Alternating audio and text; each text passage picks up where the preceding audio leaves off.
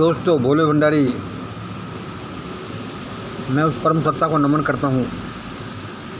आज की देववाणी, जनवाणी, मंगलवाणी। दोस्तों, आज की देववाणी है इस समय की कि अब इन वर्तमान शासकों से देश नहीं चलेगा, भारत देश नहीं चलेगा।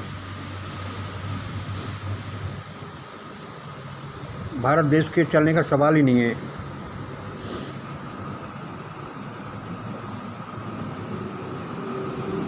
और यदि ये देश ऐसे ही चलता रहा तो भारत खत्म हो जाएगा। अब उस देववाणी के अनुसार और मेरे मास्टर फार्मूला षड्यंत्र के अनुसार अब कुछ अचानक ही ऐसी परिस्थितियाँ होंगी जैसे कि कुछ लोग गोल गोल घेरे में बैठे हुए हैं, और सलाह मशवरा कर रहे हैं, और अचानक ही उनके बीच में से कोई सांप प्रकट हो जाए।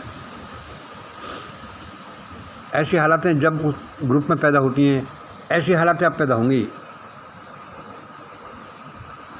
फिर ये शासक कोई इधर गिरेगा, कोई इधर भागेगा, उधर जाएगा, ऐसी हालातें पैदा होंगी। और तभी उन परिस्थितियों से एक नई सिचुएशन का निर्माण होगा और नए भारत का जन्म होगा।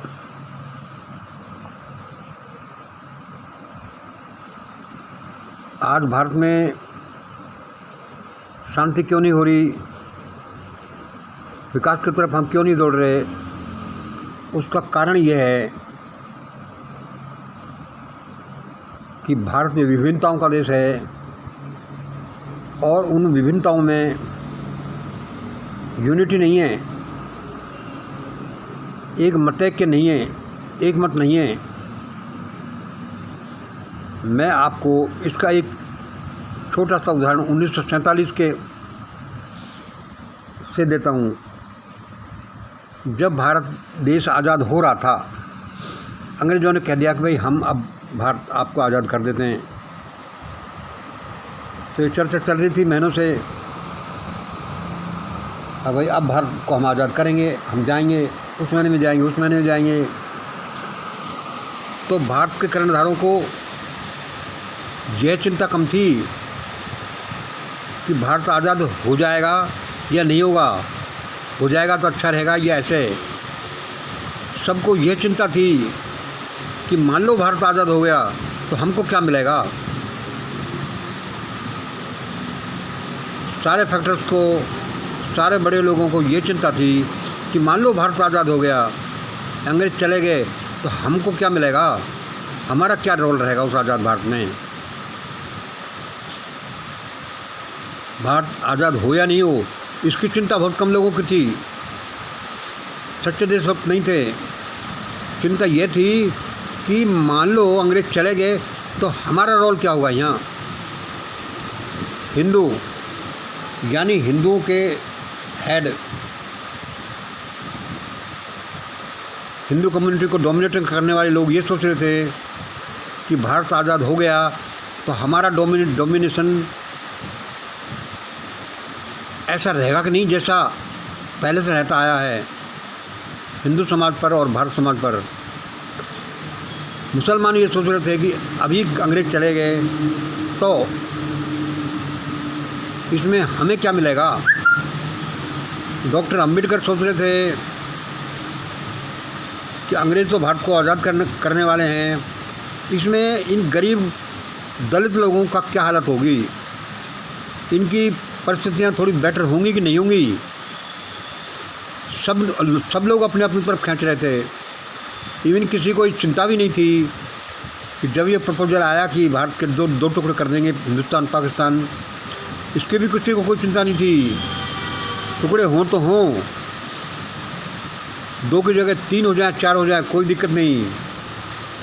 लेकिन उन सब फैक्टर्स को यही चिंता थी कि ये जब देश आज़ाद हो जाएगा तो उस आज़ाद देश में से हमें क्या मिलेगा, हमारा प्रभुत्व कितना रहेगा। भारतीय हिंदू सोसाइटी को डोमिनेशन करने वाले लोग सोच रहे थे कि क्या हमारा डोमिनेशन इतना रहेगा कि नहीं रहेगा, हम कहीं नीचे तो नहीं चले जाएंगे। मुसलमान ये सोच रहे थे कि हमको क्या मिलेगा, इसमें हम इनके अंडर तो नहीं आ जाएंगे। अम्बेडकर कुछ सोच रहे थे और लोग कुछ सोच रहे थे। आज क्या है, आज भी लगभग वैसी परिस्थितियाँ हैं। भारत विपत्ति में फंसा हुआ है। क्या भारत में कहीं भारत में ऐसा तो नहीं हो जाएगा जब श्रीलंका में हुआ, बांग्लादेश में हुआ, पाकिस्तान में हालत बन रही है, ऐसा कहीं भारत में तो नहीं हो जाएगा।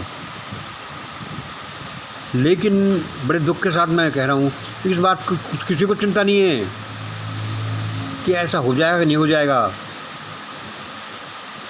सबको ये चिंता है कि भारत सुख शांति के रास्ते पर चलता है, सपोज करो, प्रगति करता है, एक बड़ी शक्ति बनता है, तो उसमें से उनको क्या मिलेगा?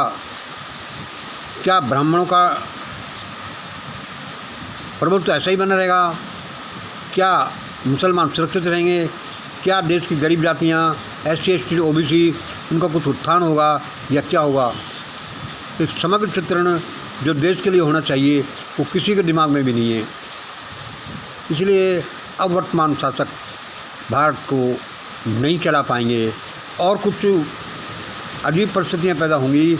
जो परमात्मा करेगा वह लगभग ऐसा होगा जैसे कि 5-10 लोग गोल गोल बैठे हुए हैं, विचार विमर्श कर रहे हैं, और अचानक ही उनके बीच में से कोई सांप आकर के फुफकारने लगे और सब अपना होश हवास भूल जाएँ, सब अपने स्वार्थ भूल जाएँ और इधर उधर गिरने लगे कि सबसे पहले इसको निपटो, ये क्या हो गया। ऐसा ही भारत में होने की संभावना है। भाई मुझे तो मेरे फार्मूले से और मेरे जो देववाणी भगवान बताता है उससे यही निकलता है,